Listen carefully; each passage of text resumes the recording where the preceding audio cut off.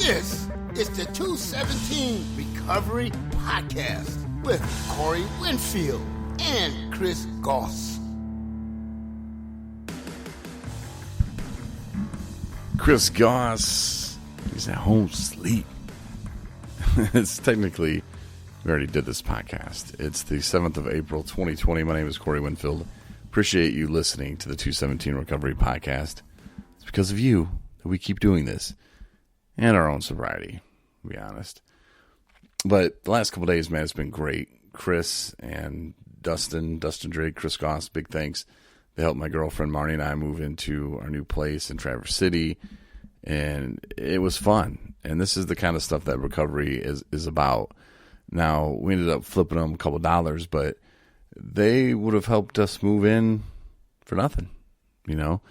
And I want to thank those guys again, man. They'll never know how much we really appreciated it, you know. I mean, you can give somebody a couple dollars or whatever, but the true friendship and happiness that we had, and we were able to bond, and the guys got to know my girlfriend a little bit more, and Dustin really liked her. He's like, man, she's just a really awesome woman, you know. And I was like, yeah, that's why I'm dating her, man. But yeah, so we had a really good time. And it's funny how, like, I'll pray about things and I'll think about things, and I worry myself. And of course, us being human, we run on emotion. And I've been trying not to let my emotions get the best of me. And I've just been praying that something will work out. And I was talking to my therapist today about it, even probably for about 20 minutes. I was like, Susan, like, look, like, something's got to be done. I don't know what to do. I'm trying to, you know, do this and not do that. But at the same time, can I do both? Or I don't know. I've just been like, and I told her, I was like, I'm going to pray about it. And I guess it's because Easter's coming up. She's like, oh, God's around a lot more this time of year. It's like, okay. But it was true. It really was true. Chris, like I said, Chris and Dustin helped me out, and they live at a sober living house in Boyne City, and they have like 5 o'clock meeting that they have to attend. It's mandatory, and I'm kind of known for being late, but hey, man, it is what it is, right? And I got him back like, I don't know, 15 minutes late, and I guess it was the end of the world, even though neither guy had anything to do with it. We ran into a couple delays and some construction and rain. It was how the cookie crumbled. But the end of the day, they were reprimanded and punished, and thought that was kind of a joke. And then I was told to not go by there anymore. It's just not good. And I don't know, man, whatever. My friends live there, and the street is access of Boyne City. So not that I would ever really go back there anyway, but it made me really mad. And the fact that they got reprimanded because they were helping me, you know, like, it really hurt my ego, hurt my pride, you know, and maybe not my ego, but it just made me feel like, well, what are you trying to get to me by punishing them? Like, what are you trying to do? And I was mad. I wanted to just flip out. And then I just had to take a deep breath. And I'm glad that I didn't react, and instead I'm now acting. And there's been a decision, like I said, for the last couple of weeks where, you know, something had to be done. And it just made it clear that, okay, this is it, you know. One of the people that used to be in 217 recovery were having I guess you'd call it a conflict of interest, and it just made it clear, you know, like, go enjoy your other job, do your other thing, man. We don't need the negativity bringing us down. We're trying to do what we're trying to do. We're trying to have fun in recovery, and you know, some places you're not going to find fun always, but to trash guys who are having a hard time when they just had a great day doing things in recovery related, helping other people, giving back, bonding with other sober people and having fun, getting to know people. being a part of a community, being a part of something. That's what we all strive for. When we're left alone in the shadows and we want to go hide and isolate, that's when it's scary.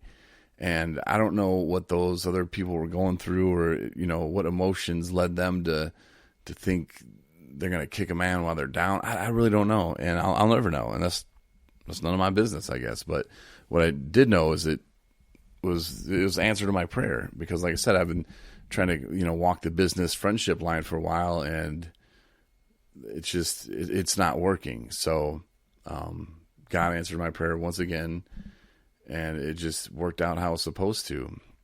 I was talking to a friend of mine today, and he was telling me about this whole situation that went down in his life. And, he was like, "Oh, it's so horrible." And I was like, "Look, man," I was like, first of all, there is no good and there's no bad.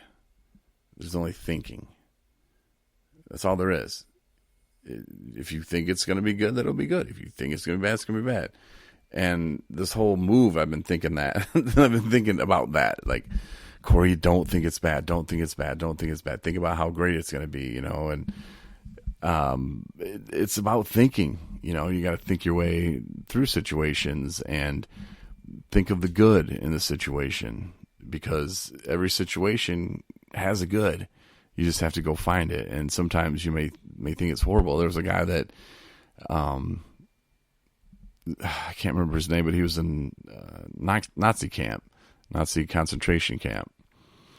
And I mean, his whole family was there, and he watched every single one of them die, and he got through it. And it was through positive thinking. Like I said, I can't remember the guy's name.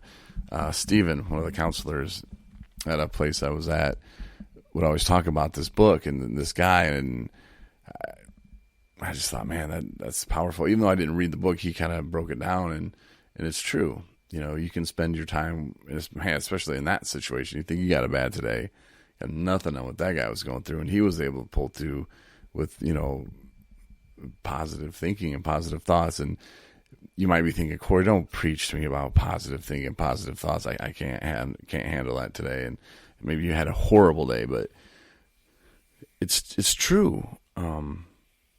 Just try it. If you go to the store and they're out of your favorite toilet paper, or just toilet paper in general, take a look around and see, well, they got the wipes. You know what? You probably like those better anyway. Just get the wipes. Look for the positive in the situation. Now, if they're out of toilet paper and the wipes, you don't even like that store anyway. Put all the other stuff back and go to another store, and you never know what you're going to find there. Maybe they'll actually have your toilet paper, but it's trying to pull yourself out of the gutter, and it's also stopping and pumping the brakes. Because like I said earlier today, I was like, am I reading this right? I was, I guess, shocked and pissed. I was like, is he trying to get a rise out of me or something? And, you just got to ride that wave to not react. That's what a lot of people want. And like I said, I don't know what kind of day other people were having, what emotions made them act that way. I couldn't tell you. I don't have time to really think about it or to try to explain. But the way things are going down and the way things happen, look for the good in it, man. And for the other guys, for Chris and Dustin, they're gonna be fine, man. And it's just gonna be a new opportunity for them to experience life in a different way, in a different situation. So, kudos to them though, again, for helping us. We had such a blast, and I'm looking for more memories like that, more good times. That is for sure.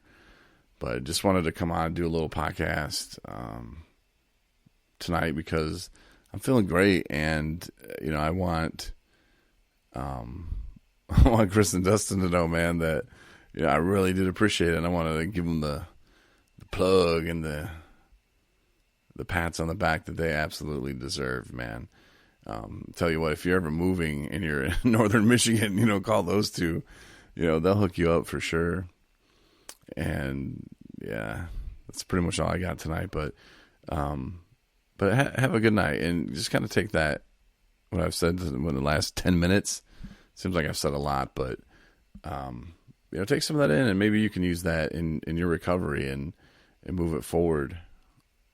And just keep pushing it, man. You can listen to many other podcasts. We have 151 hours.